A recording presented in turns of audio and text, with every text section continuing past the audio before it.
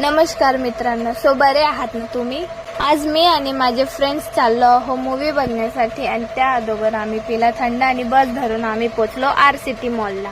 प्रत्येक एक फेस्टिवल मध्ये RCT मॉलला सजवलं जातं, जसं आजही सजवलं आहे. तर आम्ही चाललो आहोत फर्स्ट फ्लोअरवर. वेळेच्या अगोदर पोचलो म्हणून आम्ही गेलो प्ले झोन मध्ये आणि तिथे गेम्स बघितले. तर इथे आम्ही सर्व चिंतेत बसलो होतो कारण आज होता आमचा 12वीचा result and this is what we are feeling.